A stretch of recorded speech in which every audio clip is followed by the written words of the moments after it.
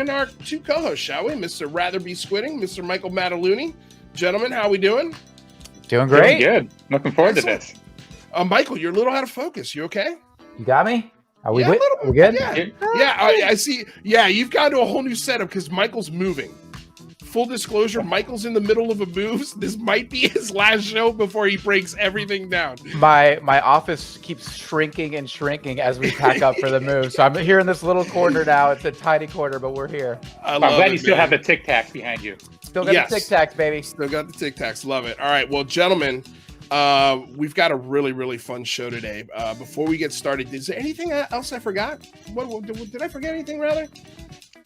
I think I got everything. Yeah, I think I got everything. All right, cool. Just please, sometimes I have like, did I say and do and thank everybody? Oh yeah, DOS Tapes. They provide all the music that you hear below. Make sure you check out their SoundCloud. They provide all the tunes. So yeah, check out the DOS Tape stuff. All right, so without further ado, let's bring in our fourth co-host for the day. And that is Brooks Lopez. Brooks is a program planner in the defense industry and has a degree in psychology with a focus in neuroscience and learning and memory. He also has his MBA with a focus in international business. Brooks, welcome to the Unidentified Celebrity Review, my dude. Thanks for having me. I think this has been kind of a long time coming. First timer club too. Yeah, first timer club, man. I'm so happy you're here because this is going to be a really cool conversation. And let's just go ahead and bring him on because we've got 2 hours, and I think this is going to be another one of those time warp bubbles that we step into where it's 2 hours and it really feels like 12 minutes. So let's get right into it. Without further ado, we've got Mr. John Ramirez. Now, if you guys are not familiar with John, let me tell you a little bit about him. So John is served from 1984 to 2009 in the CIA with a doctorate in science and technology, a doctorate in intelligence, and the ODNI National Counterproliferation Center. At the CIA, he was an intelligence analyst in chief, ELINT analyst branch specializing in ballistic missile defense, weapon systems radars, and technical collection operations. At the NCPC, he was the SIGINT specialist and the multidiscipline collection requirement strategist. John is a U.S. Navy veteran in the electronics warfare technician field on the board surface ships. John also majored in political science and graduated in 1983 from George Washington University in Washington, D.C. And he's also a member of the Association of Former Intelligence Officers and the Central Intelligence Retirees Association. Wow. Without further ado, what have I been doing with my life? We have all been wasting our lives compared to this man's resume. Mr. John Ramirez, welcome to the Unidentified Celebrity Review. Thank you for coming aboard and getting weird with us. Yeah, thanks for having me. This is the first time for me too, so I'm another first timer. Yeah, 2 first timers on the show, so this will be fun. Okay, so I guess let's start here because I want to just get this right out of the way. You've come out of nowhere, and I think the biggest fear, and I know this is one of Michael's biggest fears, is nobody wants to be made a fool of. Nobody wants to look like a fool. Nobody wants to overbelieve anything. And in this field, it's rampant with sort of people making claims that they can't back up. And so I think the biggest thing with the John Ramirez story and sort of the lore that you've just thrown in here in the last 2 months is they're like, is this guy really from the CIA? How do we know this, right? We've seen paperwork, but that could be photoshopped. We've heard him explain it, and sort of the catch-22 or the double-edged sword of if he shows you a picture of getting the medal, well, I could have photoshopped this. It's a never-ending story of how we cannot confirm this. So the one thing that Rather up here, I can see his face already. Rather was like, well, if he got a medal, why doesn't he show us the medal? That could easily solve a lot of these problems. And so I wrote John and I was like, hey, John, just want to give you the heads up. Because it was a courtesy of Rather just, we didn't want to catch anybody from left field. And this is not gotcha journalism. We're not 60 Minutes, and we don't want to appear rude and question the validity of who you are. It's a fine tap dance that we have to do to sort of ask this question. But the question from Rather was, well, let's see the medal. Let's see the medal that he claims he got when he was in the CIA. And so, John, you want to show us the medal? Absolutely. And this is exclusive for you because no one ever asked me to show anything on the air. Right. Okay. So I got the Career Intelligence Medal actually after I retired, because it takes a while to do the paperwork to catch up with you. So they delivered it to me after I retired, but it was for service up through 30 September 2009. And so it came in a box. I don't know if you can see that, but it's going to be like reversed because of the camera. There's the CIA. Well, it's upside down, isn't it? It's upside down. There you go. Well, yeah, now we see it. Yeah. There, now you can see it. Okay. Yeah. And so the Career Intelligence Medal actually looks like that. There you go. And you there you go. There you go, rather. Well, yeah. I mean, it says for honorable service, John F. Ramirez, 1984 to 2009. So there. So how do you know I didn't get this on eBay? That'd be a heck of a thing to fabricate. I tell you, it's a lot harder to fake that than an unsigned PDF doc, right? Here we go. I appreciate that. This is the Career Intelligence Medal certification. It's signed by Leon Panetta, who was the director of Central Intelligence Agency the year I retired. And of course, it's dated 2010. As I said, it followed me after I retired. So there it is. That's all. I do, just have one follow-up question. That's certainly proof enough for me. But why would you post the unsigned, digital document as proof? Well, that was in reference to someone asked about ballistic missiles, and they had a lot of questions about ballistic missiles, and so I opined about what I know about ballistic missiles. Particularly, as you might have seen, there's a ballistic missile test which went awry, and the pictures are of this blue spiral in the sky over Scandinavia. And a lot of folks said, oh, that's a UFO, that's a UAP. And I said, no, what's going on is it's the Bulava submarine launched ballistic missile. They launched it from the Barents Sea. The missile's designed to have its warhead land in Kamchatka, clear across the Russian landmass. And this missile is directional, and it had something called a gimbaled nozzle. And of all the tests, 6 of them failed. And when they failed, the gimbal nozzle just went wacky. And so the missile itself has aluminum oxide as a major fuel component. And aluminum oxide, guess what? Sapphire. Sapphire is mostly aluminum oxide. Sapphire is blue. So this thing was literally outputting sapphire, aluminum oxide. And so it spiraled and spiraled and spiraled. And so you get this spiral in the sky, but that's what it was. It wasn't exactly a UFO or UAP. And so you have guys like James Auberg, who is known to be a debunker, I would say. And you have guys like Mike West, who say, no, that's not a UAP, it's this and that. And so in that instance, I agree with them that how they describe that spiral is exactly what they say. It was not a UFO UAP, and just because it looks strange in the sky doesn't necessarily make it a UFO or UAP. So because of that explanation, and how do you know? I said, well, my job was, one of the jobs was ballistic missile analysis. And the certification said that I was known at CIA for being an expert on worldwide ballistic missiles. And that's how I know about what happened to the Bulava tests.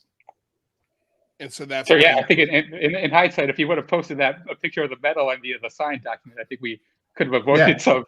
Yeah, but it wasn't in context of that. I just said, okay, this is how I know about ballistic missiles. Well, what's funny is we got Witness Citizen who interviewed you a few weeks ago saying it's a chocolate. Can we see you bite it? Can we see you bite it? Joking. No, give me a break. Rather, can we see joking. you bite it? I'm joking.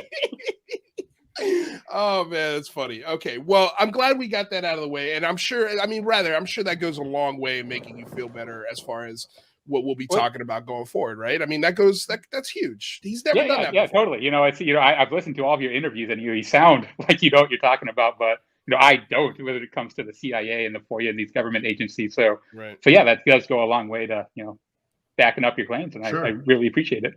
And by the way, I don't have a doctorate in anything. I think what I said was I was with the Directorate of Intelligence and the Directorate of Science and Technology. I don't have a doctorate. I just have a bachelor's of arts. Yeah, I misread that, John, because I was rushing to find your bio as I was stalling, and I was like, "Oh, you did a good job." Yeah, thanks. You know, yeah. Sometimes we hide. Your acting skills came to play. There you go. I was curious where I could get a doctorate in science and technology. That sounded like an awesome doctorate to get. Well, thank you for clearing that up. Okay, so let's dive right into it. Yeah. And one of the, I mean, all of us, it was the homework assignment for the whole crew. Go listen to these interviews with John Ramirez. Let's try and get some really great questions for him based off some of the stuff he said. So where I want to start with you is this PAVE pause radar satellite. Oh, yeah.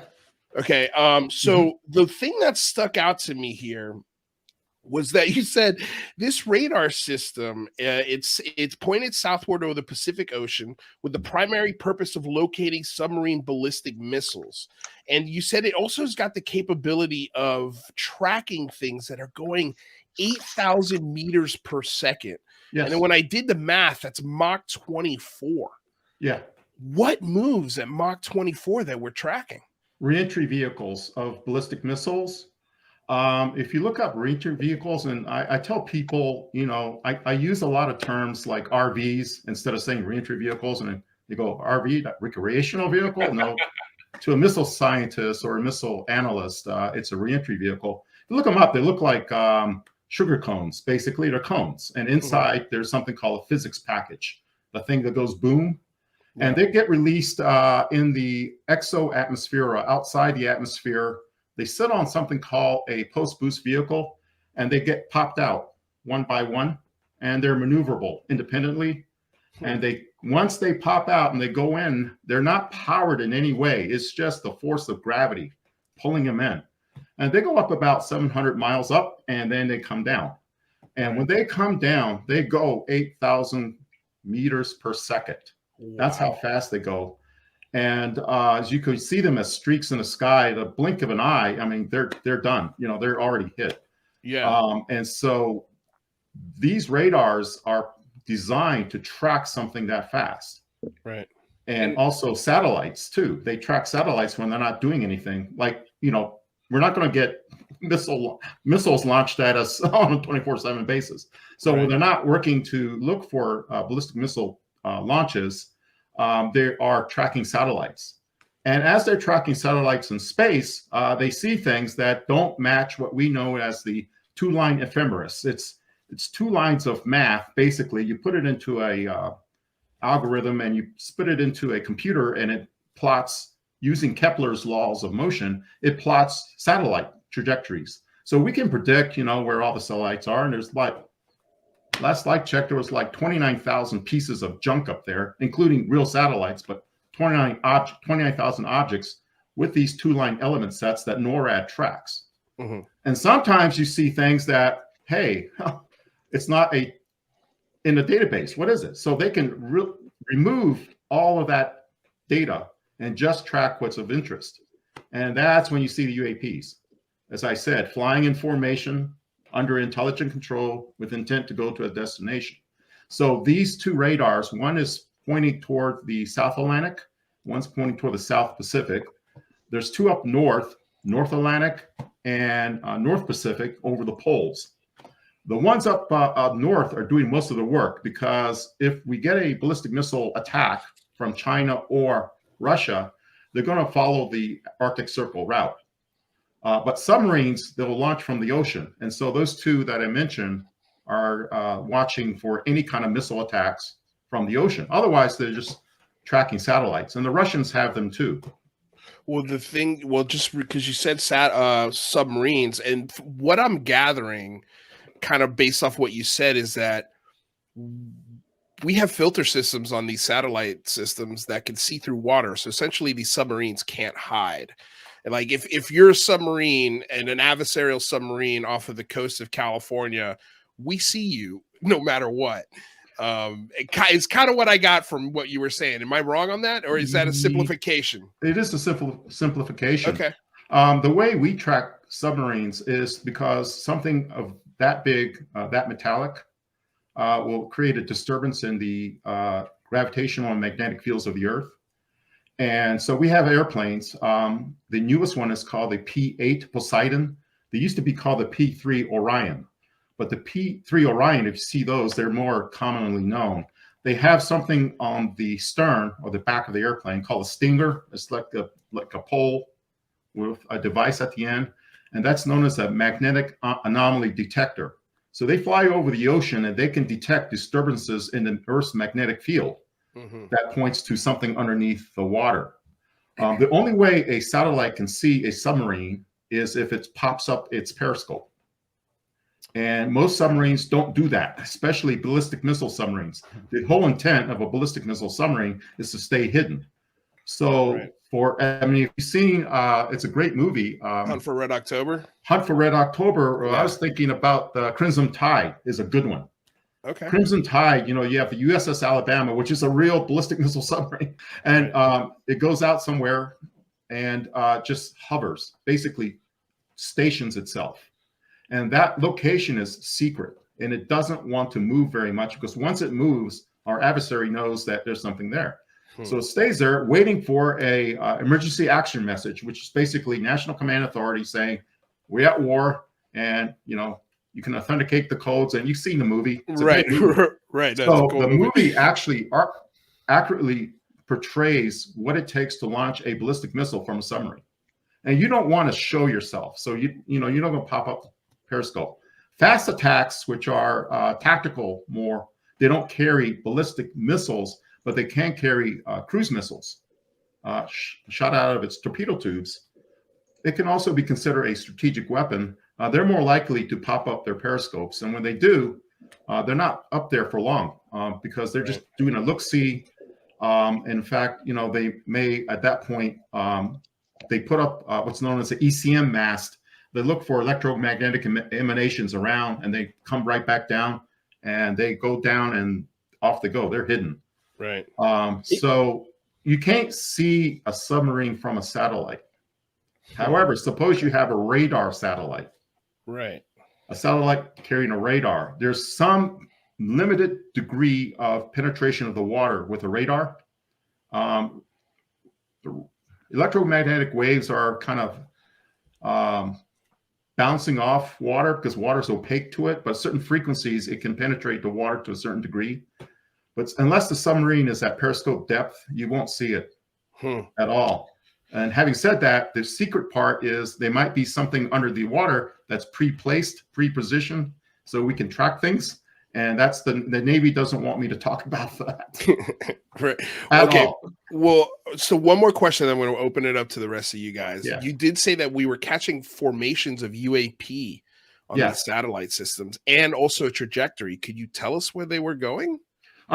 See, one thing everyone should know is that the United States intelligence community does not conduct operations over U.S. airspace, not the intelligence community, not what I call Title 50, what the ODNI controls.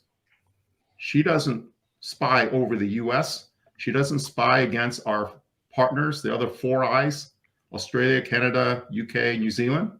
We don't look at that. We look at Russia. So when I say we saw UAPs in formation, I'm saying over Russian airspace. Got it. But you said they had a trajectory. What was the trajectory? Can you give us a clue as where they were headed? It was flying from the Arctic Circle over the Russian landmass.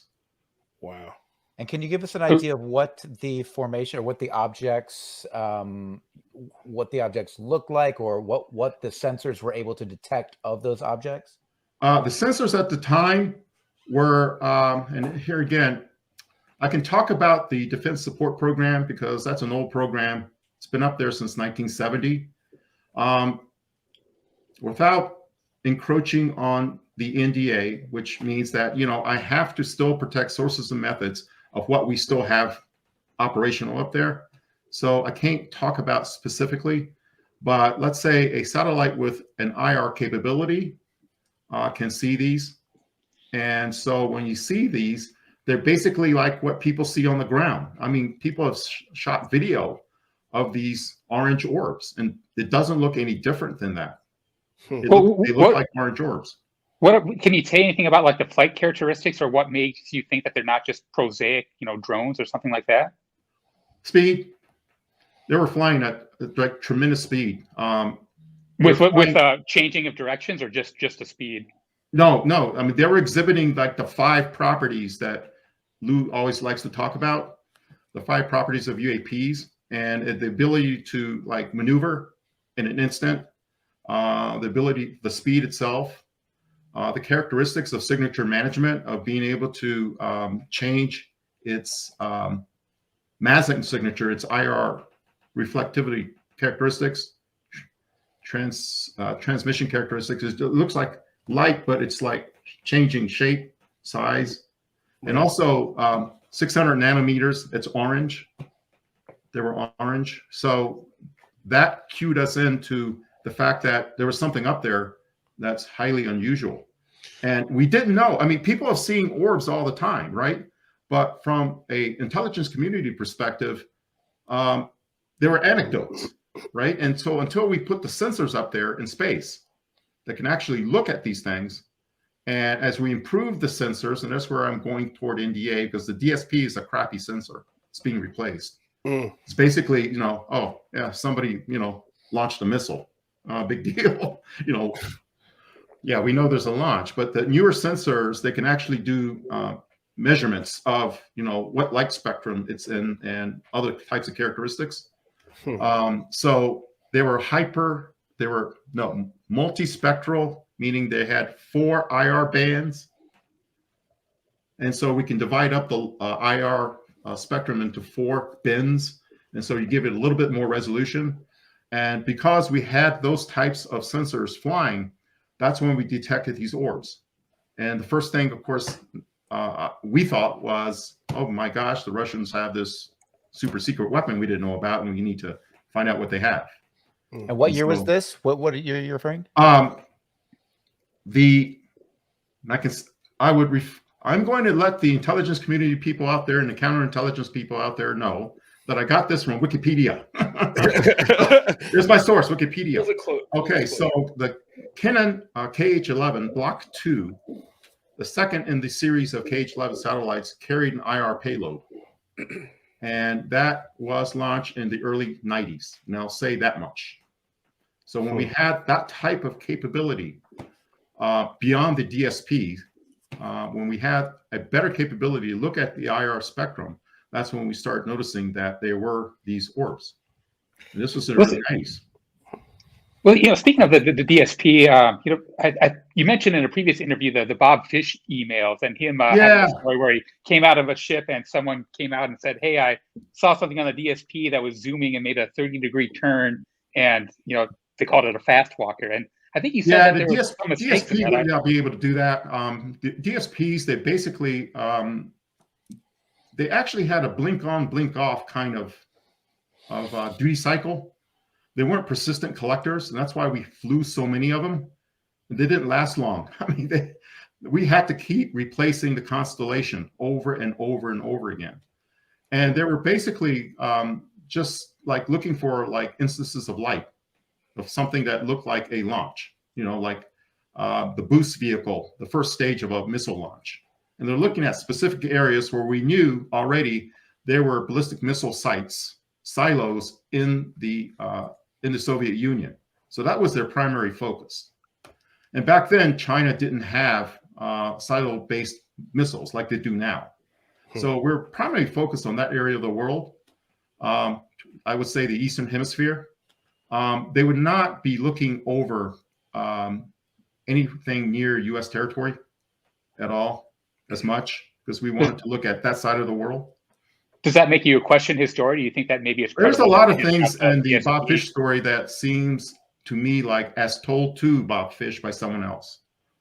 The fact that he mentioned there was a top secret SCI cafeteria. I've been there. The cafeteria is in Boeing. It's in El Segundo, and it's not top secret SCI. Anybody can go in there as long as you had a badge. So it was one of the better cafeterias in El Segundo. And so we had guys from Aerospace and Northrop Grumman and everybody else there because they had like the best food ever. I mean, I recommend the pasta bar. So when I went there, we went there specifically to talk about those space radars that I told you about. And so Boeing actually built the space radar for the US because they screwed up the electro-optical system.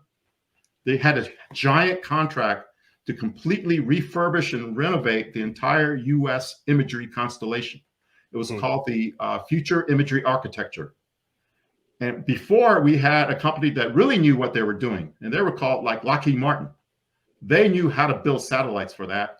But back then, Congress thought, oh, we need to compete. And so Boeing put the best proposal together, and Lockheed lost the contract. So Boeing was responsible for building all these satellites. They built the radar satellite called Topaz, T-O-P-A-Z. And I could say that, folks, it's on Wikipedia, so don't arrest me.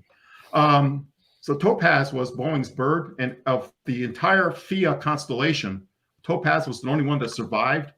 The rest was shit-canned, literally. I mean, can I say that? Yeah, I can. Yeah. So yeah, like well, we're on the radio. Try not to again. Billions of taxpayers' money went down the drain. Yeah. Oh boy, Boeing would be pissed now. But they built great Topaz radar satellites, so I give them that. All right. So wow. You guys built great satellites. And so we were there to get a briefing on the status of Topaz. They wanted to build more, and I was there as representing the National Counterproliferation Center, which is all about nuclear, biological, and chemical weapons, foreign operations, foreign activities related to that.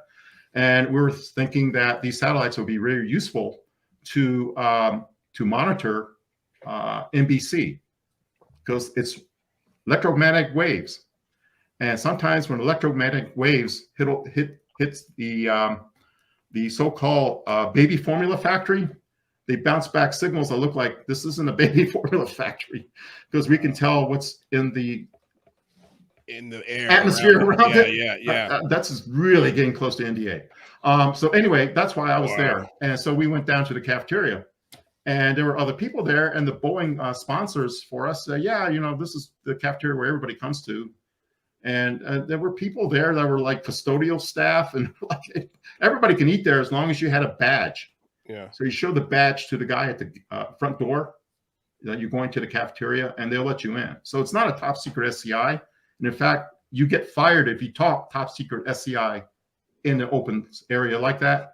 You'll be gone in a heartbeat. Your clearances will be pulled. So what you're saying, I doubt it. It's not a top secret SCI cafeteria. And the pasta was excellent. They actually made the pasta from flour. I was gonna say, they made the pasta noodles by hand. The odds of getting into this pasta bar, you saying I got a chance? There's a chance. You got a chance. You got to work for one of those contractors. All right. All right. So that's probably the biggest nugget of information we're going to get out of you. There's more. But man, full of nuggets. I kind of want to poke you a little bit on the atmospheric readings, and that is cool. That is very cool. But real quick, I do want to know, and then I'm going to get to these super chat questions, you guys. I see them in here. Trust me, we'll get to them. But were these orbs basically seen as soon as these satellite systems were put into place? I mean, how often does this happen where we see these formations and USOs and UAP flying in the atmosphere? I can't say USOs because what we saw were orbs. Okay. Not something coming out of the ocean. There were things flying from the North Pole. I'll just say they were flying in the vicinity of the Arctic Circle, because I'm working on a FOIA to let me say exactly where they came from and where they went. That would like burst open the entire field.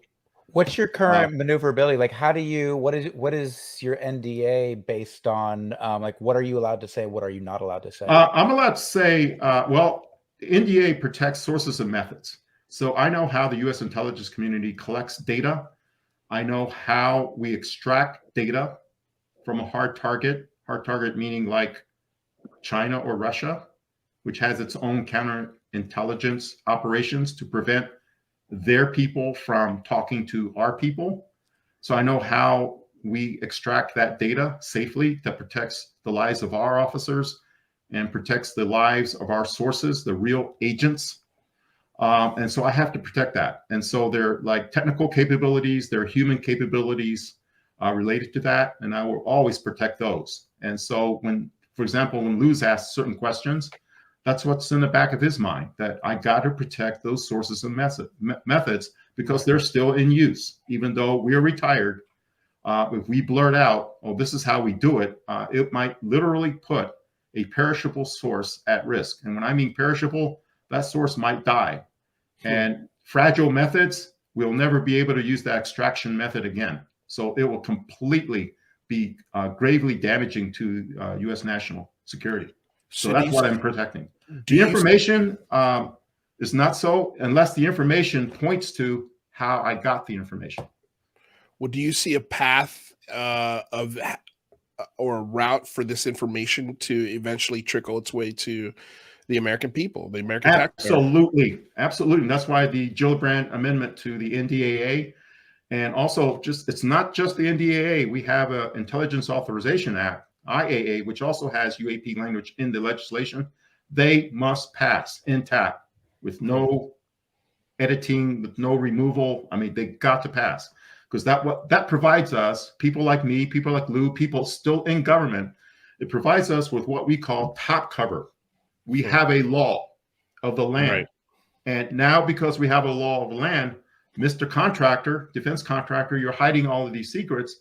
When you get called before Congress and Congress asks you, yeah, it can be closed session, but you can't say, I refuse to testify. Because the next thing you know, the U.S. Marshals will be knocking on your door, because refusing to testify before Congress is considered an obstruction of justice. Right. And the Department of Justice will indict you and prosecute you for obstructing justice, because it is a legal function, constitutional function of the Congress to have oversight over the defense community, intelligence community, and our contractors. Once you accept money from the government, by extension, you are the government. You just don't do government functions. There's a clause in most contracts that say that a contractor shall not have inherent government functions or responsibilities. But otherwise, by extension, you are the government. So they need to come clean. And it could be behind closed doors, but somebody needs to know exactly what's going on. And that gets reported. Got it. And so you're no longer under government contract at all? Absolutely not. Absolutely not. My retirement is handled by the Office of Personnel Management, which is the personnel office for the entire U.S. government. So I got transferred from CIA to OPM.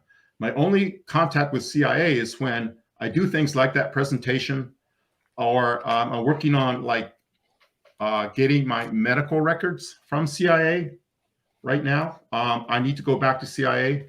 I have a number. It's not 007, but there is a number of several digits, and I give them that number, and they have my name.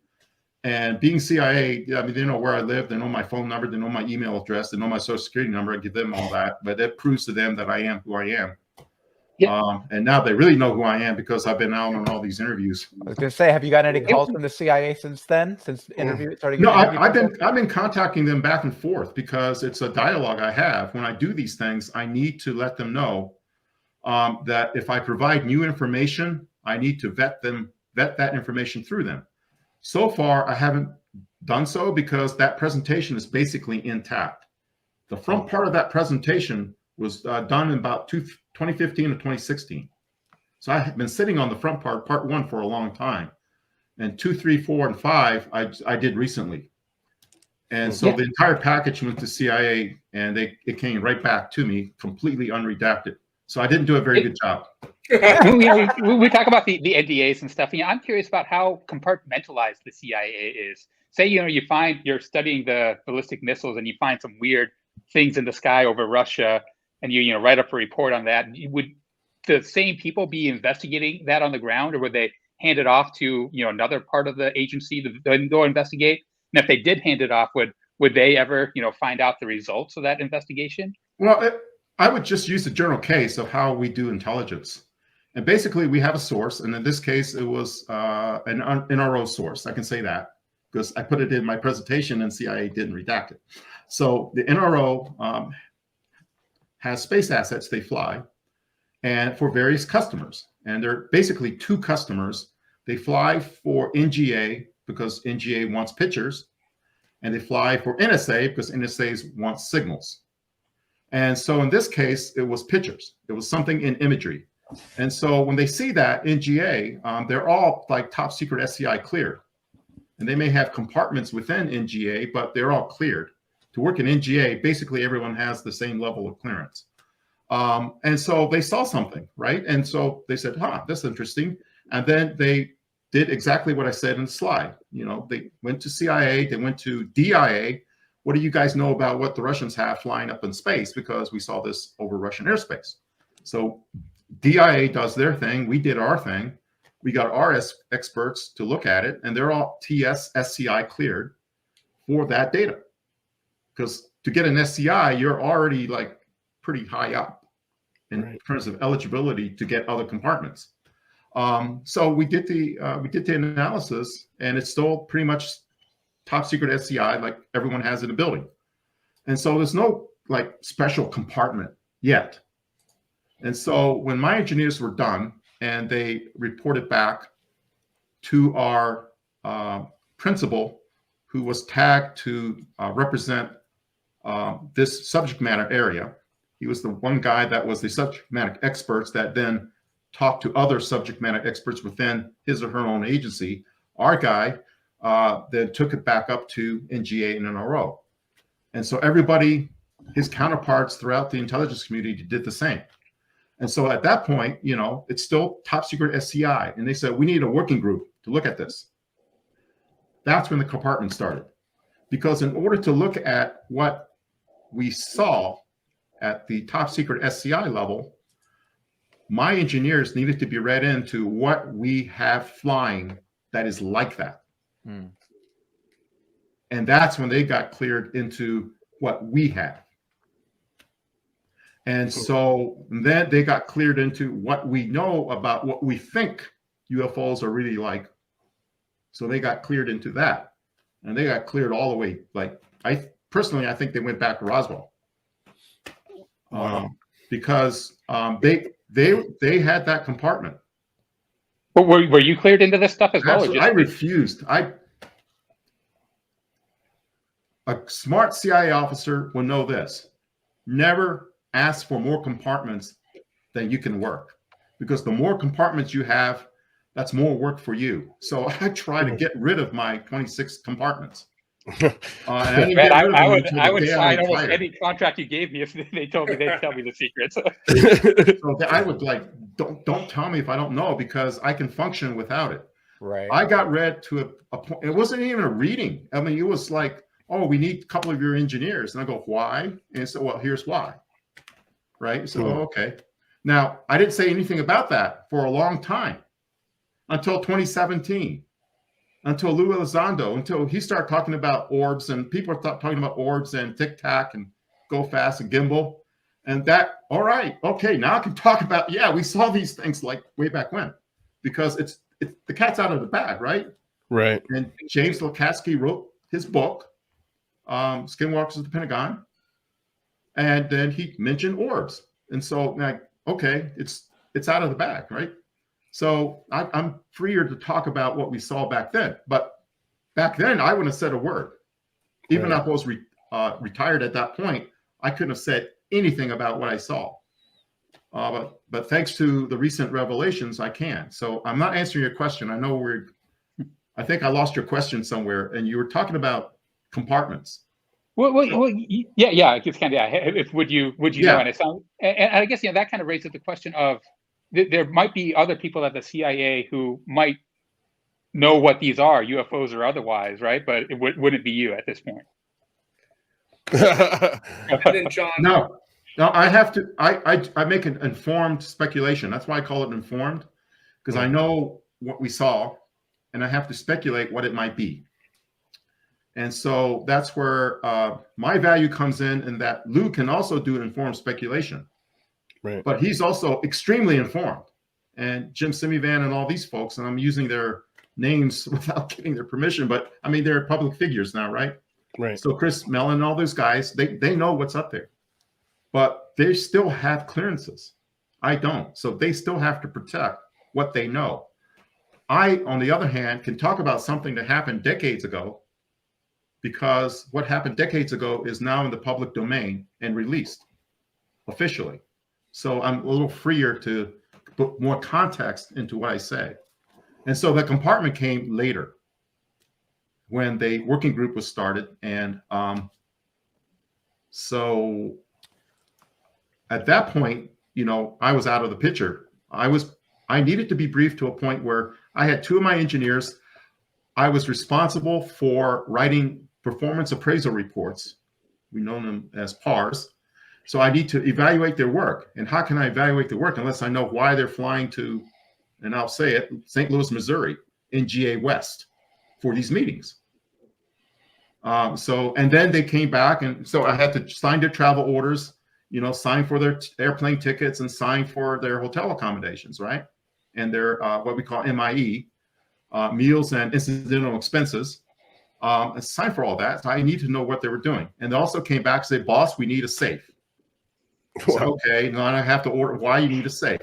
Well, we got this super secret compartment, and which you're not read into, but we need to throw things in there because we can't put it in the regular safe. So okay, so that's how I got to know what they're doing. So they were throwing things in there left and right. Brooks, did they look wide-eyed and scared when they came back and talked to you? Yeah. No, they knew I was interested in UFOs, because at my desk back in the days when monitors were not this like flat panel I have in front of me, but there were these big ass CRTs. On this big ass CRT that says Dell, I had a UFO doll, ET doll, a gray, which actually was colored green. It's gray, and I used to set it on there. And everyone knew I was interested in UFOs, and everyone knew that it was my hobby, and everyone knew that I used to go to UFO conferences on my own dime, paying for my own airplane tickets and conference fees and hotels. So the interest in UFOs was well known, and I connected with other people at the agency who had this as a hobby. Huh. We never studied it like as a thing, but we had it as a hobby, and it wasn't really studied as a thing until, I described the orbs. But I believe there were people in the agency who already knew what was going on. Wow. And that was slide 54, my infamous hybrid slide. And I say, that was told to me. That was one of 3 briefings I got on this phenomenon that's related to UFOs and UAPs and who might be driving them. So one of but I thought you weren't read into that stuff. I wasn't. Somebody screwed up, or somebody, I don't know what the situation was. I told CIA that, there's going to be a slide about hybrids, and here's how I knew.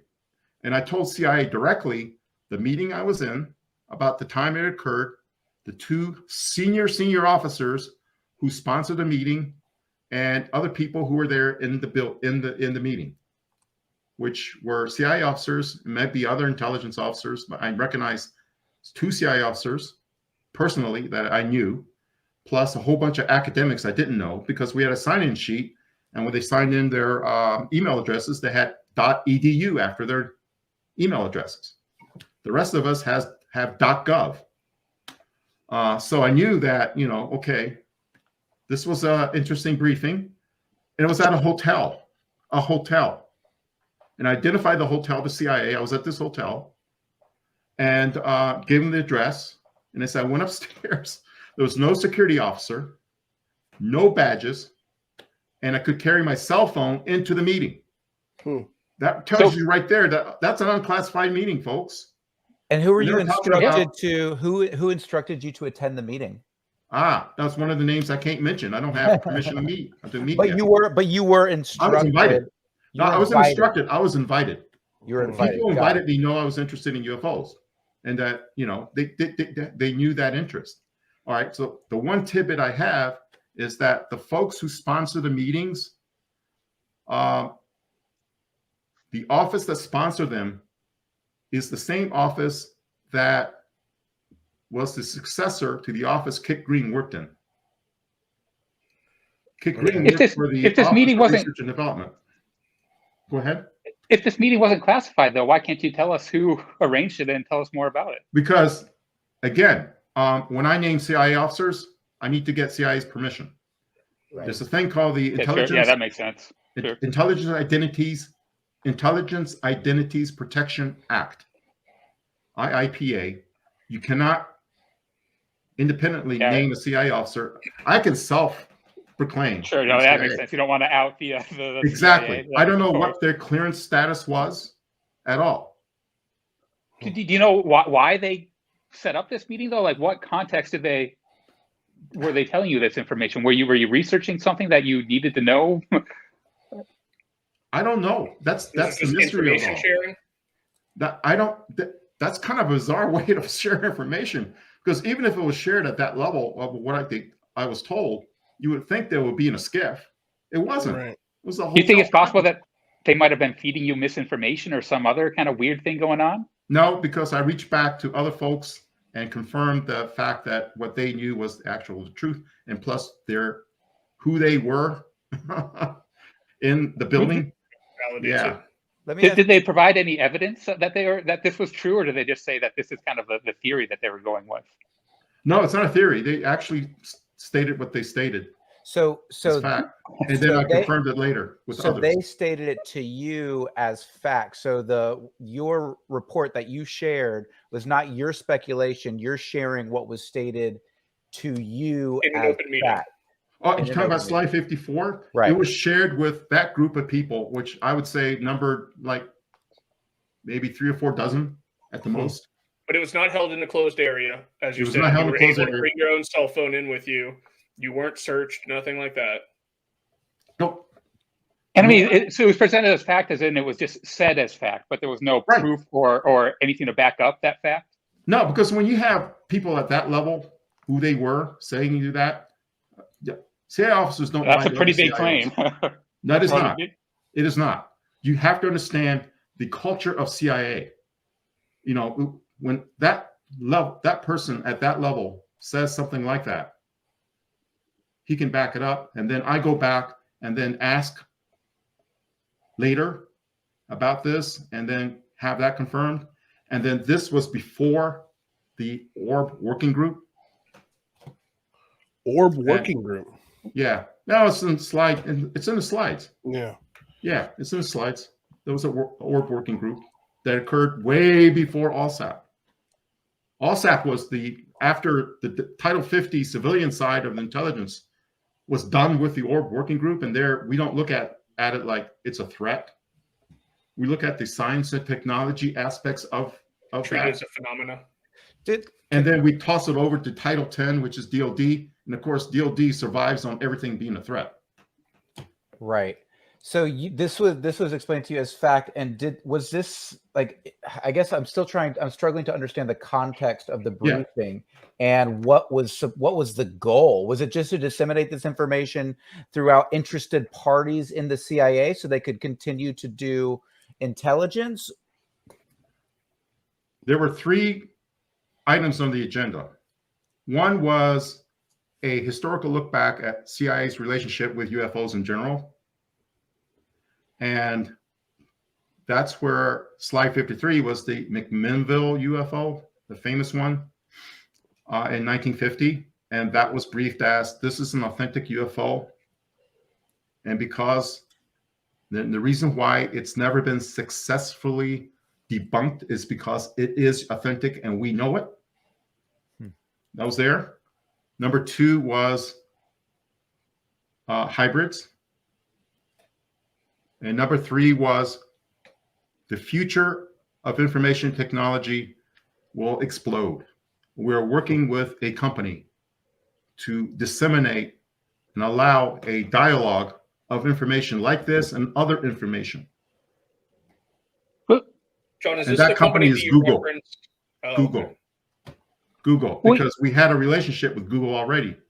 We provided them with Earth Viewer, which became Google Earth, and we provided them with search tools, which became Google Search. Is that different than the company, the business, or the company that you referenced last week on the on your interview with I apologize, Andy McGrillen? Andy McGrillen. Which company did I mention there? You said that after the interview you were going to discuss a company via Twitter. Oh, that was Cosmos ID. Okay. I wasn't sure if you were referencing Google as that company. No, that's Cosmos ID. That's a very interesting company.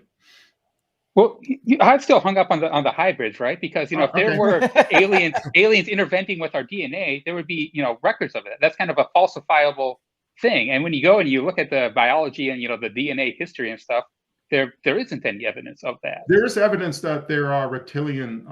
There's science is now seeing that there was a common reptilian ancestor. Well, sure, that's right? Evolution, right? Okay, yeah, that's evolution, right? Now, what I was told that, okay, one point that I'll talk about without getting CIA's permission. Since World War II, we learned that there has been an alien hybridization of humans. Exclusively since World War II? World War II. That's when the CIA learned about it. Okay. World War II. That's what prompted me to look back at World War II and say, okay, where did this information come from?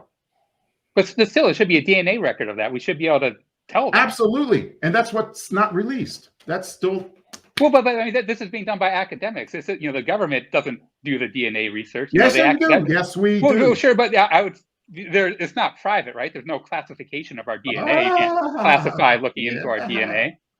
You can classify our DNA? You think that they're holding secrets of our DNA from us? Certainly. How could they do that? Because the law allows CIA and the intelligence community to do operations like that because no one bothers to read the law. So you think that they're going into like the university biology programs and saying don't study this, you can't publish these documents? No, that's not the way it's done. Wouldn't that mean they're also redacting information from organizations like 23andMe and Ancestry and those others? Once you give your blood, once you give your saliva to 23andMe and these others, if you read the fine print, you gave away your DNA for the purposes of creating research. Big pharma can buy it. It's for sale. But is the CIA and other intelligence organizations working directly with these companies to limit what information they put back out to the populace? I don't know. I don't know that. That's why I mentioned Cosmos ID, because there's a company involved in the human genome, involved in bioinformatics, involved in DNA. And then you look at the company, and then you look at who are the consultants to that company. It's a who's who of IC officers. And the company was started by somebody from the National Science Foundation. And so if you go back to FOIA and you go back to National Science Foundation and you research who these people are, all of a sudden you go, oh my gosh, these guys are really well connected. In fact, one of the officers was CEO of EG&G. EG&G was the parking lot where Eric W. Davis allegedly had his conversation with Admiral Wilson. He went to the EG&G facility in North Las Vegas. And the guy who was the CEO of that company, who is the operations maintenance contractor at Area 51, is part of the scientific consultation team for Cosmos ID. Has this company IPO'd yet? Can I still get it on the ground floor? I don't know. I don't know. Yeah, I don't trust them, but I do trust the university academics who study our DNA record and tell us that back in the day there were other intelligent hominoid species and that we killed them all. They can tell us fascinating things with our DNA history and the Denisovians and the Neanderthals. Yeah. The tragedy of that meeting was that not only was the meeting unclassified, the agenda was unclassified, and so was the sign-up sheet. Well, I say the real tragedy is that they didn't actually provide any evidence for their claims, right? Oh no, but it's discoverable. And John, what was the third? Before we go any further, what was the third? You had the historical. Right, I mentioned that Google. They said that they actually said in the future, all this information will be searchable with a device that you can hold in the palm of your hand. We are working toward that device. And their partner at the time was Google. Google. Creators of Android, the operating system.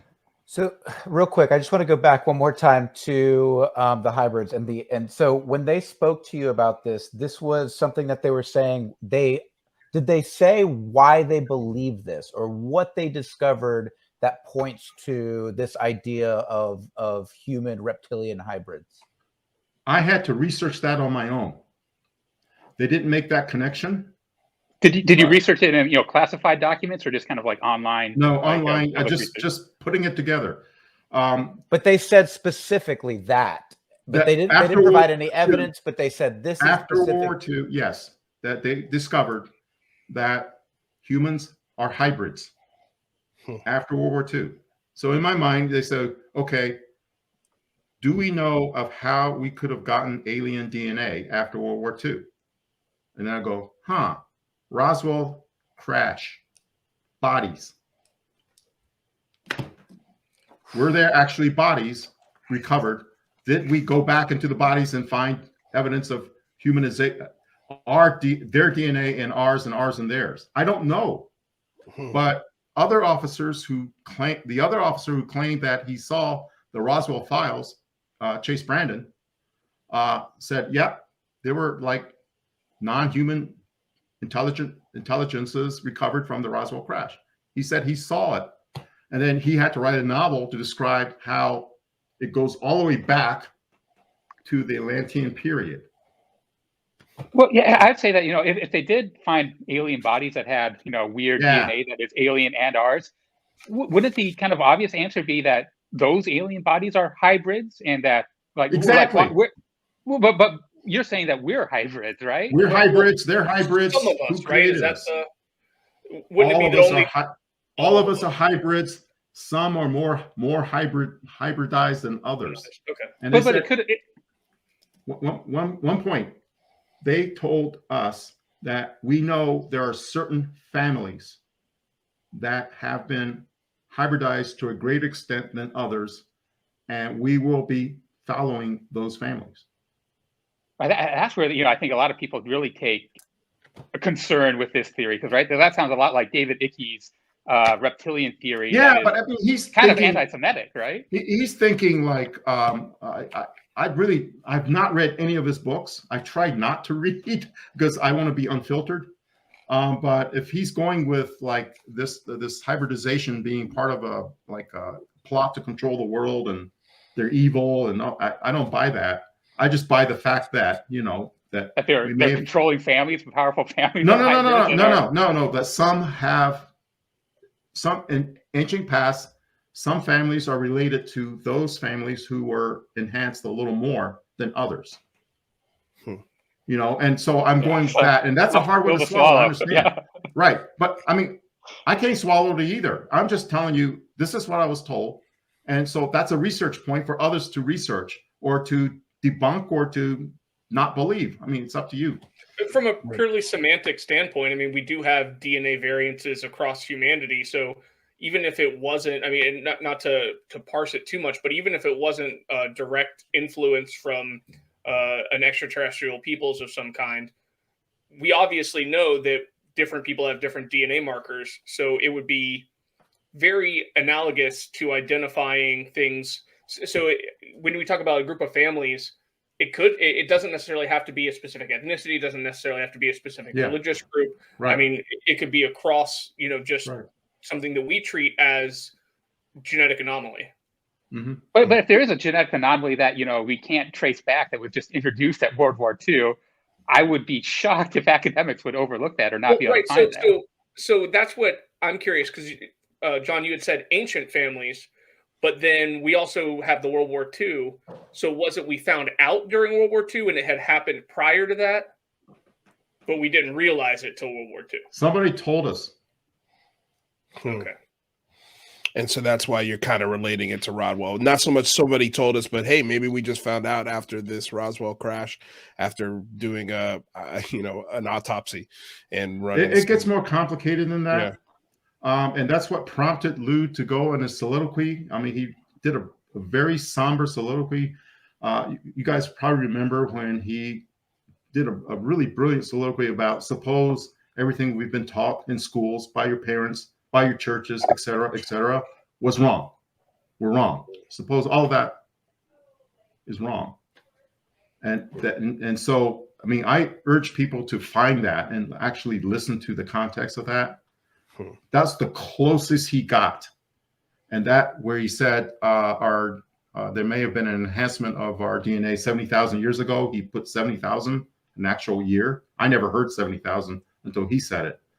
But I mean, I am very confident that the government is sitting on this.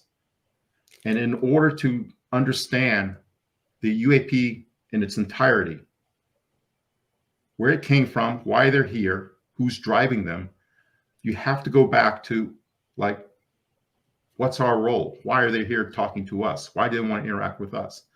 And you have to get past, you got to build that bridge to the fact that we are hybrids, and we may have been hybridized by them, and they themselves may be hybrids, in order to get back to the true UAP story and why it's so secret. Because this will, if the government actually, if the President Biden actually says we're all hybrids and, you know, we're alien hybrids, well, what would happen? The stock market would like plunge. I mean, everything would just collapse, and that can't happen. So you have to have this, what I call this controlled dissemination, a little at a time. Let's talk about, we already know about the craft. Okay, there's things in the air, great. And now for the first time, somebody in position of authority, like the DNI Avril Haines, said that the extraterrestrial component to this. That's the second thing that needs to be talked about, and go from there. To go any further than that, you need the top cover. You need a law that says people can now talk about it. And that's why that bill in Congress, the one in the Senate, the IAA, the NDAA in the Senate, that is so important. Because without that, this conversation stops, and we're back to where we are, just speculating. So when you're talking about sorry, go ahead. Well, I was going to say, sorry, Mike. I was going to say, that just reminds me, you know, you still got time to call your congressman and senator. Use our website, the Big Phone Home. We've got templates there if you guys don't know what to say when you call, and push for this NDAA, because it's important either way. I mean, this legislation should be passed. And so just a quick reminder, you still could call your congressman. You can still email them, write them, tweet them, whatever you got to do. Sorry, Michael, you were saying. Oh, I was just going to say, you know, just a question for you regarding your experience in the CIA and your experience in this particular meeting. I think one of the things that I'm noticing is that you know, it's a foregone conclusion that we're being visited. It's a foregone conclusion that we've been manipulated by these beings. But that being said, if you don't have specific evidence from the CIA in their communication with you, what level of skepticism do you hold when it comes to believing what, you know, a higher up in the government tells you? Like, I'd always be extremely skeptical. I don't know if I'm ever going to be all in 100% believe anybody when it comes to this topic, but I think it's important to keep an open mind. So I'm trying to gauge your skepticism level. Yeah. I came in as a believer. So I would admit that I was biased toward holding that before I walked into the building for the first time in 1984, due to all the experiences I've had as an experiencer. So I came into the building as a believer, not as a skeptic. And in the building, I met other believers. I met more believers than skeptics in the building. And I know that there are people there who actually know the truth about what's going on.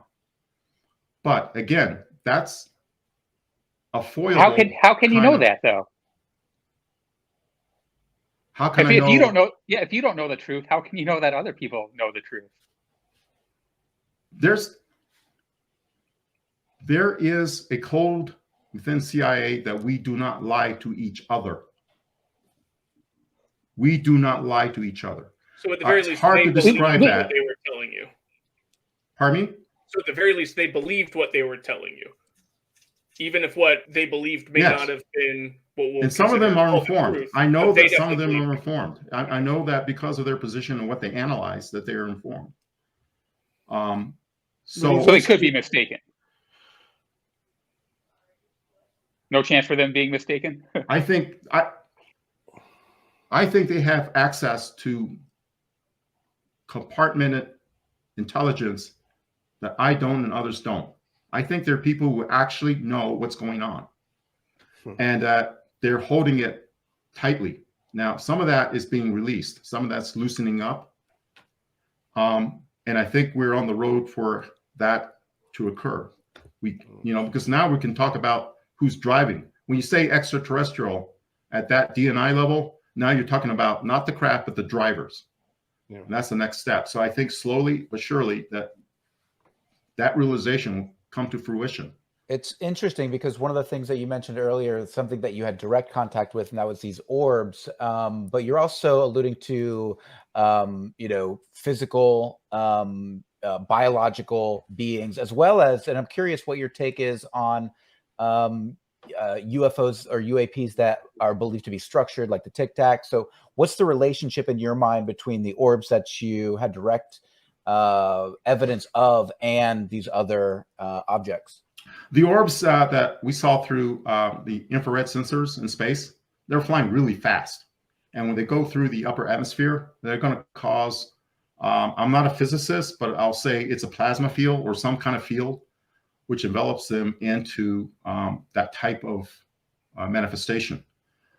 What we saw was slow. Tic Tac was slow. I mean, the FA-18, as fast as it flies, those Tic Tacs can fly probably a lot faster because there's been evidence that they can like climb to, one thing I heard was like 80,000 feet in like a second or something like that. Right. So they can go fast, but they were almost like putting on a show, slowing it down so that we can see them. And Lou says that there's a 23-minute video where it was great detail. And that the DOD is sitting on it, and that's like they're posing for pictures. The UAP task force report says that they had an interest in our sensor systems. Those sensor systems include signals intelligence sensors and imagery intelligence sensors and MASEN IR sensors. And if they have an interest in them, that means that they slow down enough for us to like sense them and take pictures. That's probably. Yeah, you previously said that they were going really fast. So you say that they would like go slow and then zoom off. And when we saw them close to the surface of the water, when the Navy saw them, they're flying a lot slower than they can go. It's almost like, okay, yeah, we know the F-18 go fly this fast, and we'll just keep pace with you and just follow us. It's almost like I call it a demonstration. Yeah. More than anything. An air show. But then there are orbs that people see that are mysterious, that they see over their homes or in the sky near, where they're at, driving in a car, they may see them and they're zipping across, or sometimes they stop, they make maneuvers. Well, the former secretary of the Navy echoed something very similar where, we've got all of these real world legitimate threats, North Korea, South Korea, not all South sorts Korea. or not South Korea, excuse me, but this idea of nuclear threat from North Korea. You've got the Chinese, you've got all sorts of stuff going on in Africa. And then you've got this UAP thing where they're out there. We know they're out there. It's almost kind of like they know we know, and exactly. they're not doing anything, and so therefore the importance of them goes way down because they don't seem to be a threat. They're not a threat. They don't act in a threatening way. What we perceive as a threat is basically, I think, beneficial. If you review Robert Saleh's revelations about what happened at Malmstrom Air Force Base with the Minuteman IIs, they did humanity a favor. It's reported that in Russia, they enabled the launch, and U.S., they disabled the launch. And by the way, the nukes were never at jeopardy. I mean, the nukes were still nukes. If you understand how nuclear weapons inside a missile, how they operate, and you realize that they didn't disable the nukes. Yeah, they disabled the ability to launch the missile, which basically you're disabling the offensive capability. In our scheme of things, it was the counter-strike capability that we had as a policy. We wouldn't fire first unless the Russians did, and then we'll fire second. That's counter-strike. They had a first strike. So first strike, you want to like turn them on and say, how does that feel? You know, does that make you uncomfortable to have all your missiles turned on? Right. And then for us, how does it feel not to respond to an attack when you can't launch in response? And sure enough, it's almost like they played on their worst fears. And sure enough, you know, like a few months later, LBJ and his counterpart, Alexei Kosygin, got together. And that's the first time that both sides talked about in earnest reducing the amount of nuclear weapons we have in our inventories. And that's happened like months after that incident. So I have to believe that that's the message they wanted us to understand. John, that makes me think back to something I've heard you say on other interviews where you talk about the deliberate dissemination of some of this information through things like Hollywood or science fiction. So given your belief that there are individuals in the intelligence community that have a closer or a more broad understanding of what the actual agenda is, do you think that that dissemination is to lead to things like nuclear proliferation, and as well as, I mean, or maybe something else? And what might that be?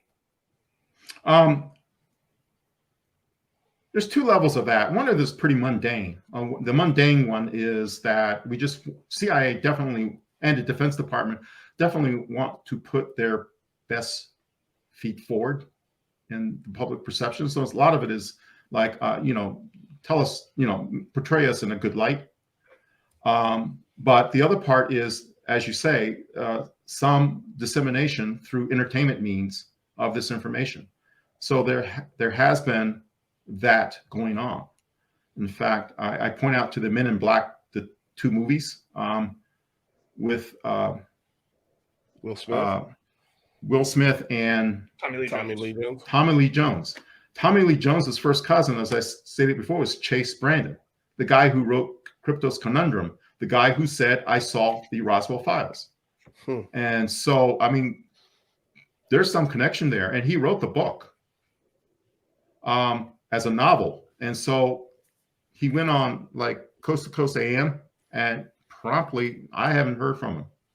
So I asked around back at the agency, folks back there, guys ever hear what happened to Chase Brandon? They can't find him.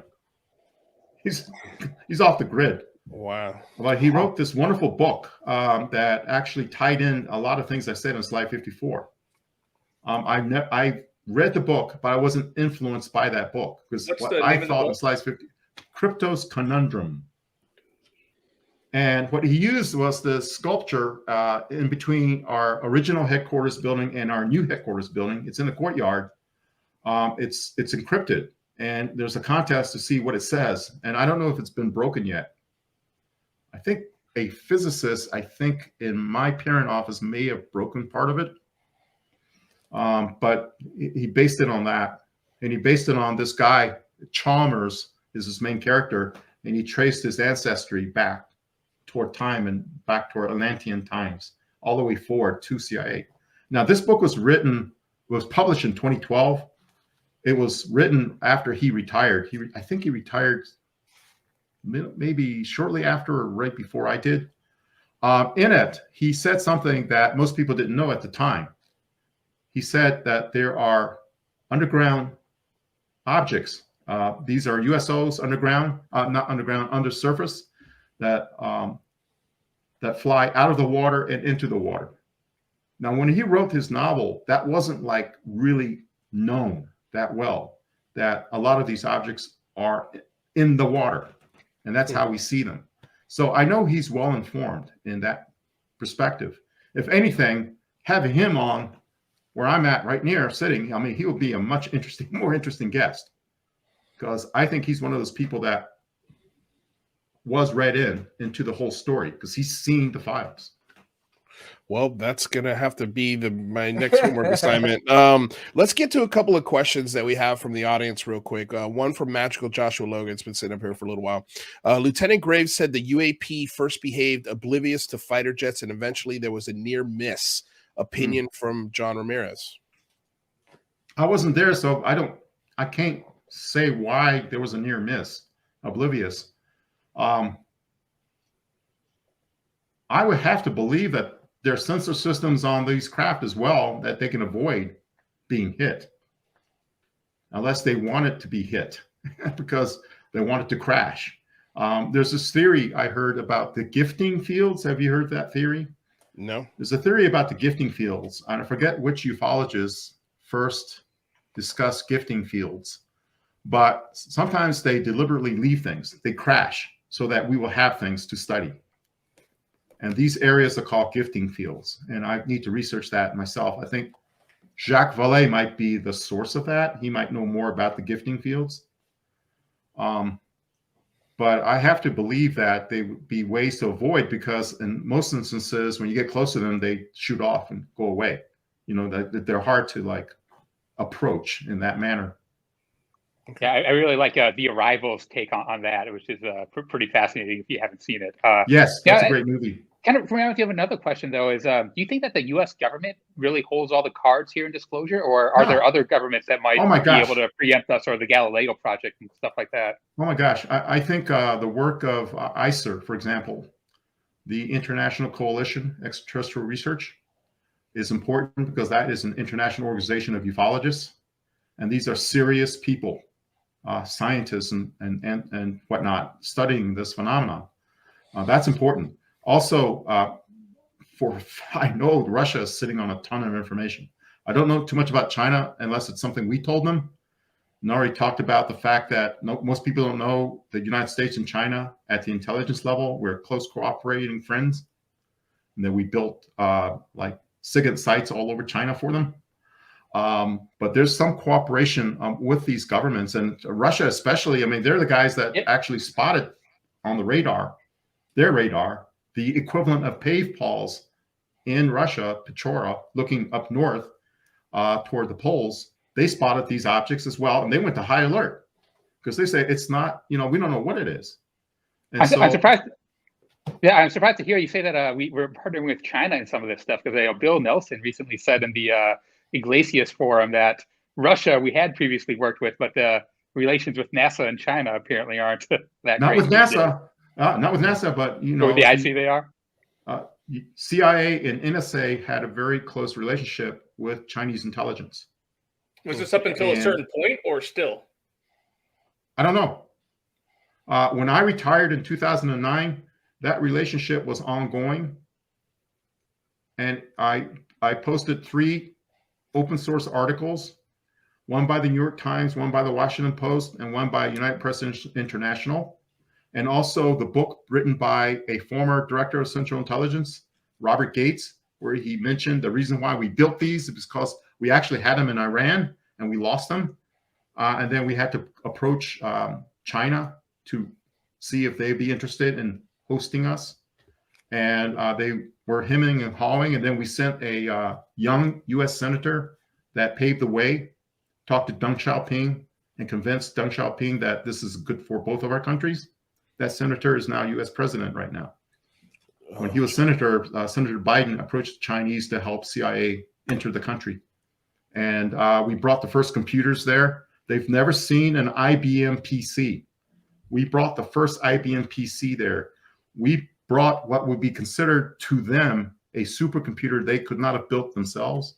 It was built by Digital Equipment Corporation. It was called a PDP-11-70. So we brought that there.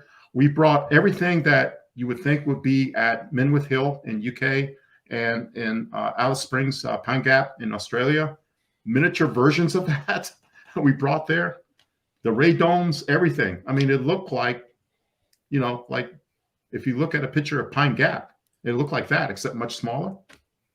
And we taught them everything. I mean, I taught at their schools, teaching PLA officers how to analyze Russian radars. We gave them our software.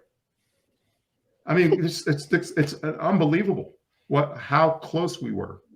You know, where if you had to take a guess, do you think that relationship is still going on? I don't know. After 2017. Yeah. After 2017, I don't know what happened. I think we're trying to repair that. I hope so. But they have a lot to offer, and so we compete economically, and but militarily. There's a rumor that, you know, they stole everything from us. You'd be surprised how much the Chinese can do. They're good at math. They know how to figure things out. They need the material science. And so they have the material science to build what they need. But as far as designing things, they're really good at designing things. Their weapons are outstanding. They also have a ton of rare earth elements that we need. Yeah, speaking of rare earth, the titanium in the used in the A-12, which is the Oxcart, the CIA A-12, the titanium came from the Soviet Union. Wow. You know, I mean, cooperation is crazy. I mean, yeah, well, you have to cooperate. It's, I mean, I always talk about the border in Afghanistan. It's a border that's always been trying to be conquered. But even no matter what sort of quarrels going on above, in the caves below, they're trading with everybody. Like there's trade happening with Pakistan. There's trade happening with all of the countries that surround that section of the world, or Afghanistan, Russia. So it's a necessity. I mean, we have to talk to our enemies, and they have to talk to us at some point. But I'm hoping that it gets back to a point where it was when you retired, where it's a little more amicable from both sides, because I think that would be better for everyone. Yeah, the NDAA and the IA pretty much states that there's to be cooperation, international cooperation, right? In terms of the information that we hold, we need to, like, at least from government to government, we can declassify things or present things at a lower classification. You heard of the 5 eyes? Now there's talk about creating a 9 eyes and a 14 eyes. Well, wow. And that's for just sharing information. And so I heard of need to know. A DNI in the past, I believe, was Jim Clapper. He put out a memo for the entire intelligence community saying that the era of need to know is over. We are now in an era of need to share. You have to justify why you're holding information in need to know channels, because doing that is what caused 9/11 intelligence not to be shared between CIA overseas and FBI domestically. Right. And so we're now in the need to share era. And so I'm hoping that would, like you say, I hope that would open doors in terms of cooperating with our major partners. And let's not forget the Latin Americans. I mean, there are a lot of sightings in Latin America. There are a lot of sightings in Africa, in India, in Pakistan, there in Asia. You know, we can't ignore the rest of the world, because UAPs are global. It's not just, you know, US. And all the metamaterials and crash retrieval craft, whatever they are, we assume they're from the US. Don't assume that. Okay. Some of that is delivered to us, or some of that is acquired by us from overseas sources. Well, my dad says hello to everybody. UFO dad was in the house, so hello, Dad. Kristen Thompson had a question. Has John ever heard about Dr. Jacobs' nuke missile cases? No. Okay. I've heard of Robert Salas's cases, and of course Robert Hastings. You know, he wrote a wonderful book about UFOs and nukes. So I've heard of those. I don't know if I may have in passing. So remind me. Yeah. Mr. Calhoun asked the question: Has John any thoughts on cattle mutilations, particularly why so oddly specific tissue samples are taken during these events? I do not know. Okay. That's been a question for me that I've been asking myself. No, I don't know. That is a weird aspect to it. It's they just want steaks. I don't blame them. yeah. It's just they take weird spots of the cow. Well, I found an obscure. I found a very obscure reference to bovine embryos or placenta, and some experimentation with human embryos. And I got to go find that, because I saw that and I couldn't understand it because it was all written in medical language. Right. But bovine plus human, that's the closest thing I got to trying to understand it. What would do you have any? And obviously you're familiar with the Galileo project. You're familiar with Avi Loeb. Do you have, if you were able to give any advice when it comes to looking for these objects, what sort of advice would you give to the Galileo project? I don't know. I mean, I'm talking to look. Avi Loeb is an astronomer. I'm just like a dime a dozen political scientist with a BA degree, right? I mean, I don't know. I mean, I would think that I'm hoping the James Webb Telescope, which is now delayed until 22 December, will go up and provide us with a source of data, because that telescope is designed to see far more of our universe and light spectra we've never been able to see before. And hopefully they will be able to see things that they need to track.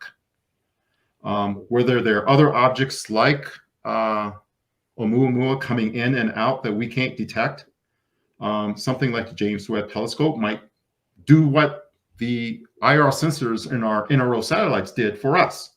All of a sudden we see, oh my gosh, the solar system is full of Oumuamua. You know, they're all coming in and out all the time. I mean, I don't know if that's going to happen. I'm hopeful that that might be a source that Project Galileo would be able to look at. But the fact that somebody like that something like that project is included in that legislation, that provides me, and SCU as well. Right. That provides me with a lot of hope that now it's not just because Congress is going to make this a law. The military can't say, the Defense Department can't say, no, it's all going to be squirreled in the DoD channels.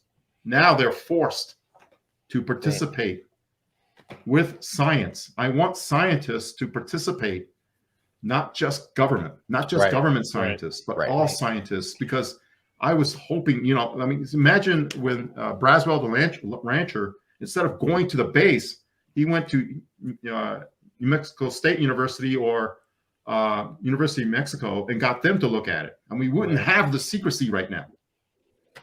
And I'm hoping that this will open up doors so that we can have an honest dialogue about exactly what we're dealing with. And the fact that government. Sorry. Finish. No, I'm hoping that the government would then be encouraged because now they have the Congress and its oversight function be encouraged to share information about what they're holding back, including what we're flying. That needs to be shared too. Well, there's also, I mean, somebody, I can't remember who coined this, but somebody mentioned, you know, the sky's not classified. And I think that Avi Loeb. Was that Avi? Yeah. So, you know, like, I think this is coming with or without the government. It would just be nice if the government would get on board and sort of speed this up a little bit, because we all know that they have the sensors, they have the data that's been collected. It sounds like since at least you've been around, you know, as far as these satellite systems are concerned. But somebody asked a question, you kind of answered this earlier, but said, what kind of evidence did you see hybrid briefings to make you believe in evidence? Go ahead. Evidence. I mean, they didn't show me like pictures of hybrids. Right. They just said humans are hybrids. And I came in already believing that. Right. As you know, I was an experiencer, and that kind of was like part of my download that we are hybrids. And it was my way of thinking, okay, there's a missing gap that anthropologists say that there's a missing gap. Why aren't we like the primates I see, you know, in the wild? Why are we who we are? And so even if you're religious, you know, whatever religion you are, there's always a creation story. There's one in Genesis. If you are a fundamentalist right-wing Christian, and I don't mean to disparage anybody's religion, but using that as a category, and maybe it was wrong for me to say right-wing, but fundamentalist Christian, let's say you're that, and you believe in the Bible as a literal word of God, everything, like the universe was made in 6 days and the seventh day God rested, you would look in there and say some divine being made us in their plural image. Let us make man in their image. That right there, that's hybridization.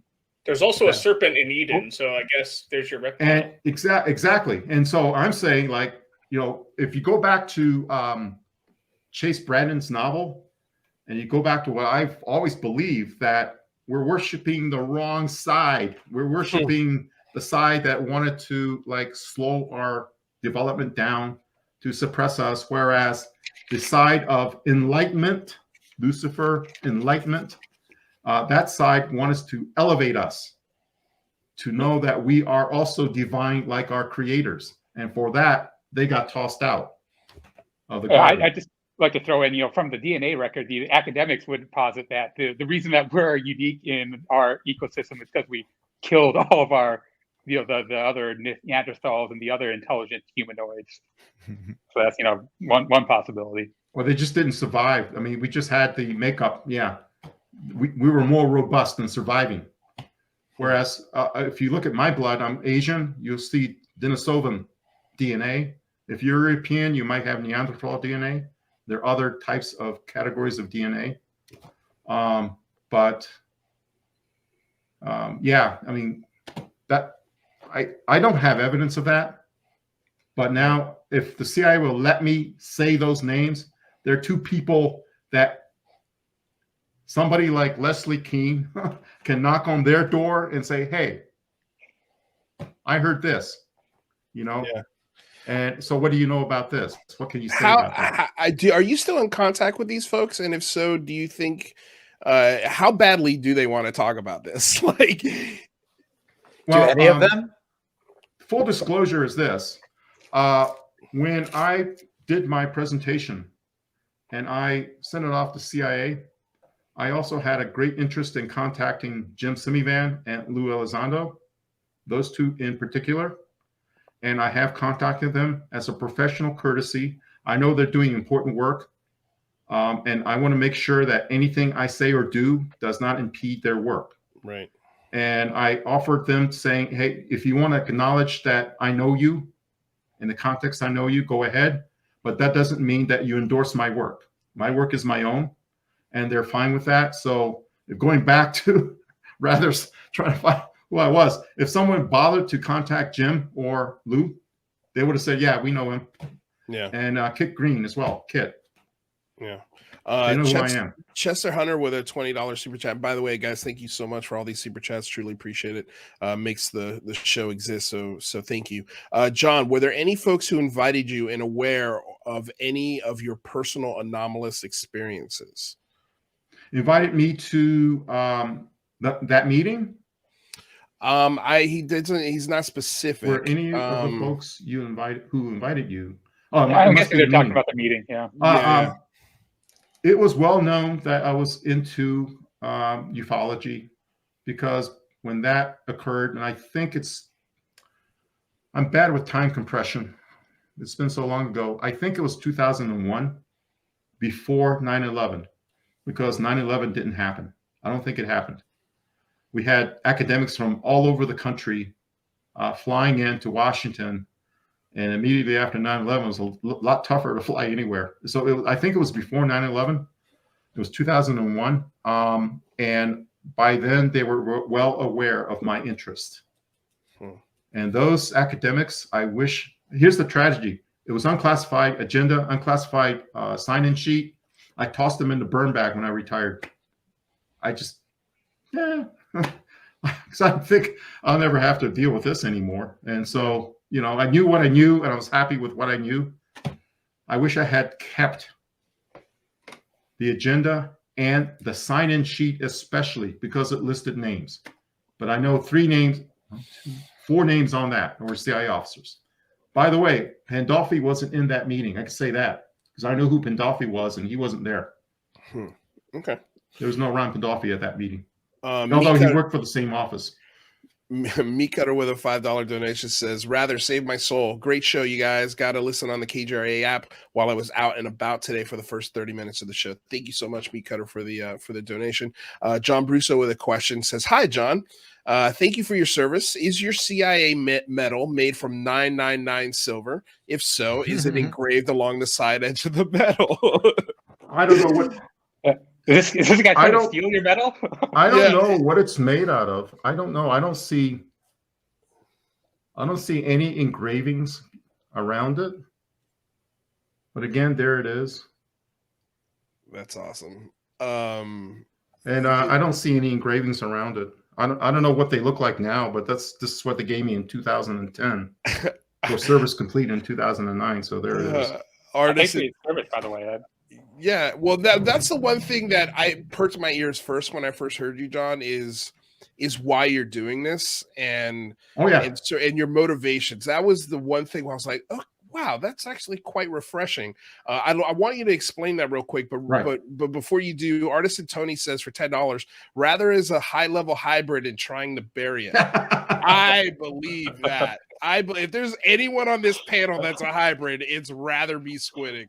But yeah, if you could go ahead and just tell the people, like, because that's a big question, right? That we keep hearing pop up is why now? Why now? Why now is, well, first of all, when I retired in 2009, basically I retired, and basically I was just like working around the house, renovating my house. I recently purchased in my retirement and just doing yard work.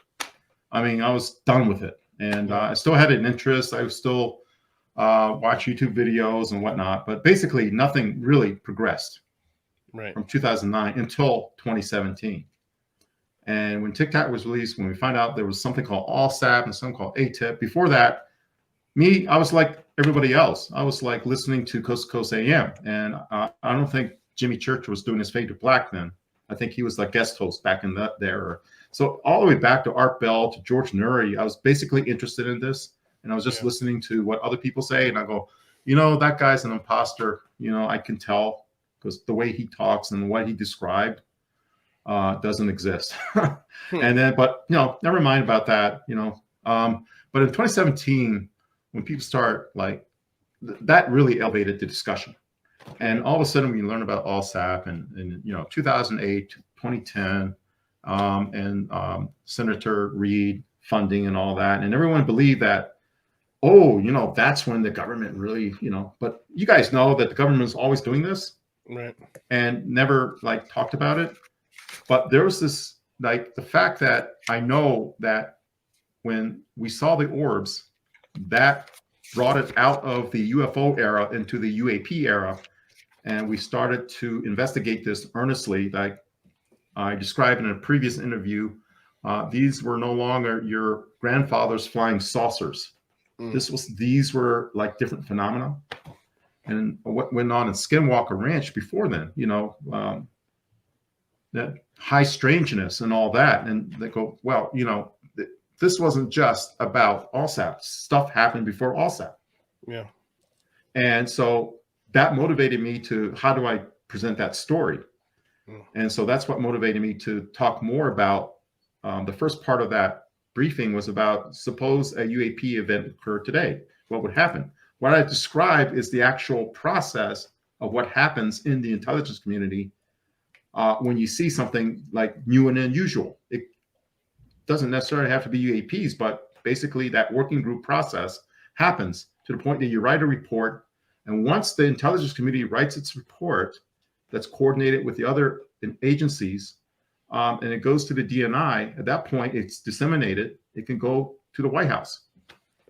So at that point, now we're at like 2008, 2007, 2008. That's what started. Okay, now it's on the DOD side. Title 50 civilians are out of it.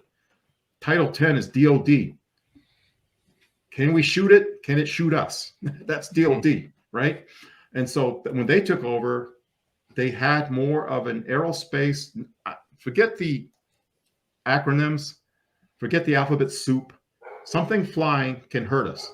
That's what they were concerned about. Regardless of what that study was called, that was the focus. Something is flying. Maybe it can hurt us, maybe not. What is it? If it can hurt us, how do we shoot it down? How do we defeat it? What is this about in terms of a national security threat to our forces? Have we figured out defense systems or defense capabilities against these things? Against them? Yeah. I don't know. Okay. That's a good question for Lou. And that's when he's going to say NDA. Yeah, exactly. I think somebody's asked him. I know this. I give you one thing. Yeah. I know one thing. And I can say it because it's an old system. There is a Soviet and now Russian era aerospace defense system called the SA-10. It's a missile, surface air missile. but it has aerospace capabilities. It can go way high, SA-10. Russia, they call it the S-300, and there's a radar called the flap lid, because it looks like a lid pointed back. It's sort of like the Patriot radar in some ways. It's a planar phased array called a flap lid, and there were modes of operation we saw in that can track all kinds of aircraft, and with some ballistic missile and tactical ballistic missile defense capabilities. Well, there's one mode in there that all of a sudden they were producing tracks of something that was going really, really fast. So what the hell is that? They're producing legitimate acquisition and tracking of some object. Legitimate. So maybe it's a legitimate test mode. Nothing can go that fast. We don't have anything that fast. Neither do they. What are they tracking? It's just a test mode. Right.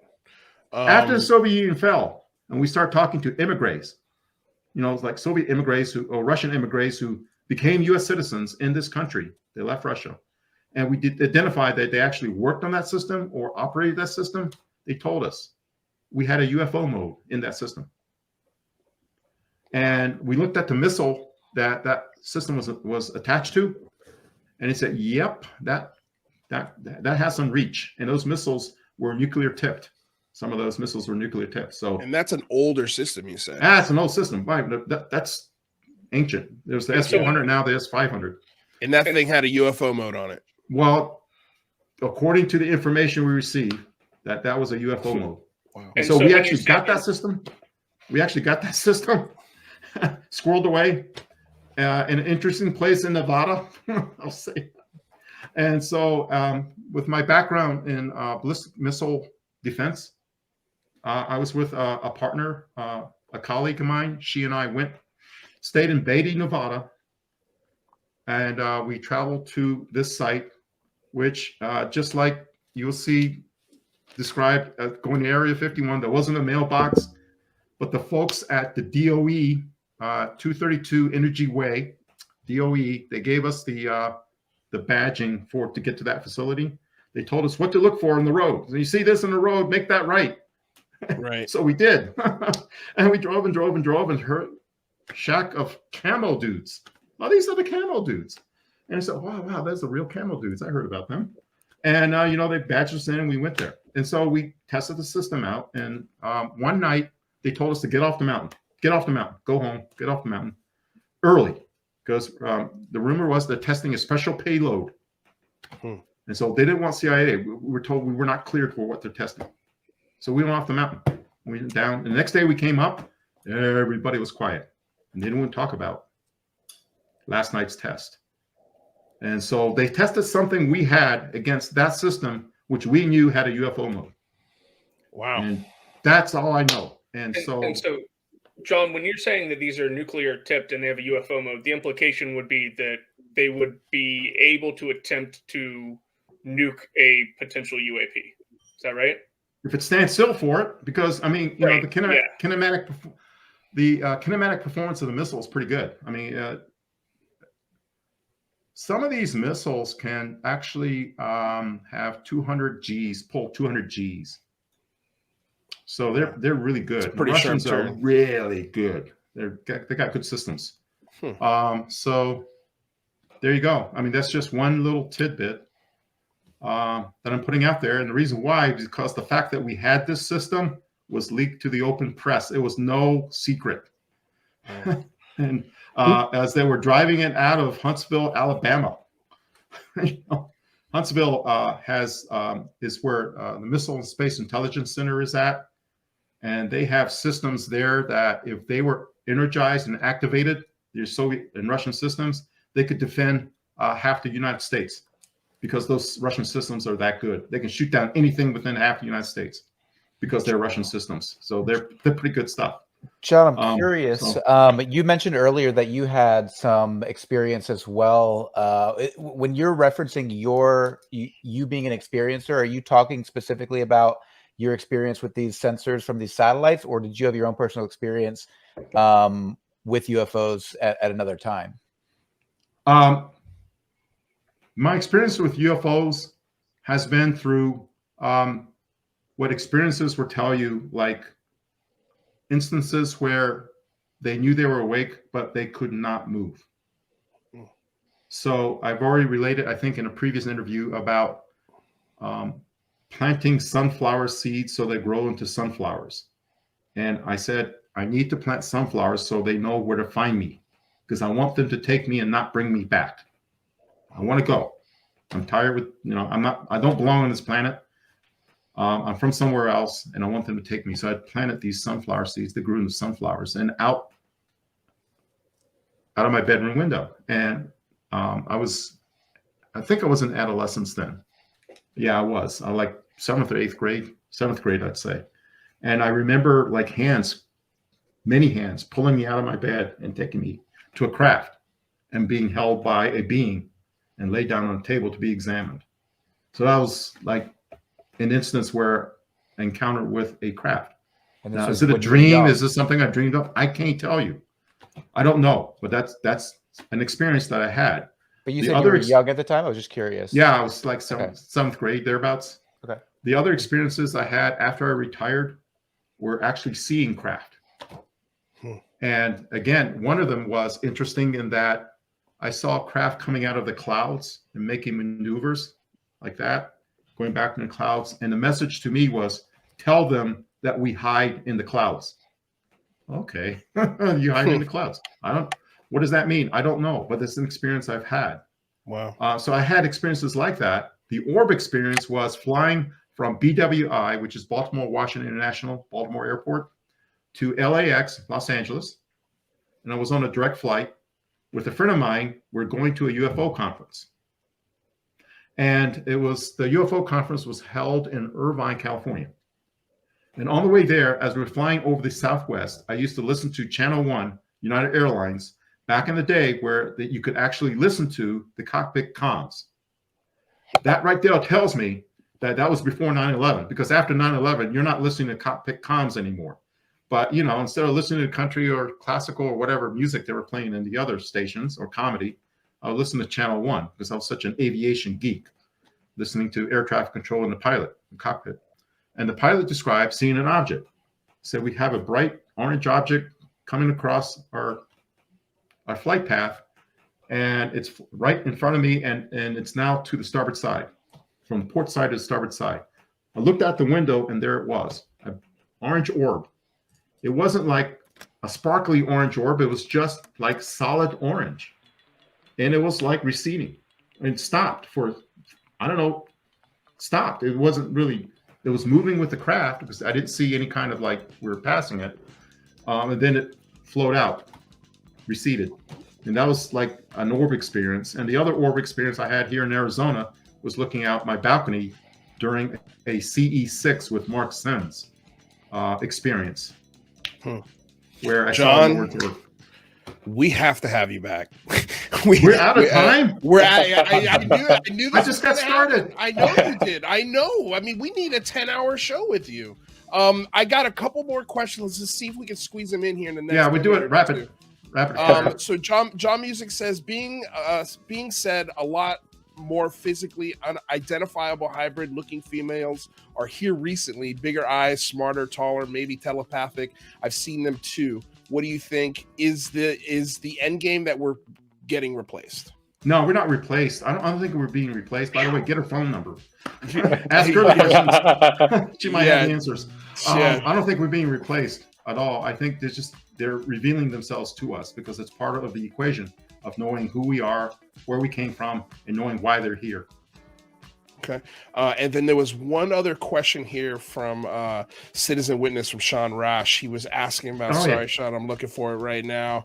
And by the way, shout out to everyone who's sending questions. I hope I got to all of them. I see that we had Mick West for the whole show today. So Mick, what's going on? Spaghetti Lee, all of you guys out there, thank you so much. Here's the question. Does John know about the Black Horse transmospheric vehicle? Transmospheric vehicle? Atmospheric vehicle, maybe. Yeah. I've not heard of that. I've heard of the Black Knight. Okay. Oh God, we got to talk about the Black Knight. You just dropped that bomb right here at the last second. Jeez. Okay. Manny Miranda with a question, Mr. Ramirez. Could you give an ELINT specialist perspective on why UFO UAP's ability to remotely access closed off nuclear silos? They're closed off, but that doesn't mean that, I mean, the airspace is secure. That's because on the map it says it's a secure airspace. Doesn't mean you can't fly over it. You might be breaking a lot of laws, but I mean, it's not like it's secret. Right. I mean, we know where, I mean, you can find where all the silos are. Okay, last question. Why do you think orbs are attracted to fighter jets, biggest, fastest earthly objects? I don't know. I said before, they want to be seen. I mean, maybe they want to be seen. They want to pose for pictures. I don't know, but I mean, who knows? I mean, ask a naval aviator. There are no Navy pilots. They're only naval aviators, and they love hearing that. There you go.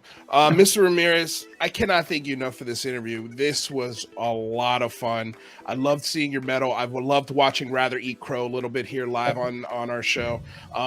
It was an absolute blast. I can't thank you enough, and I will be in contact with you very soon. Thanks for having me. Enjoyed it. It went by fast. Pleasure. Really fast. So I appreciate it. I'm glad it went by just as fast for you, and I will be in contact soon. We're going to do a follow-up to this.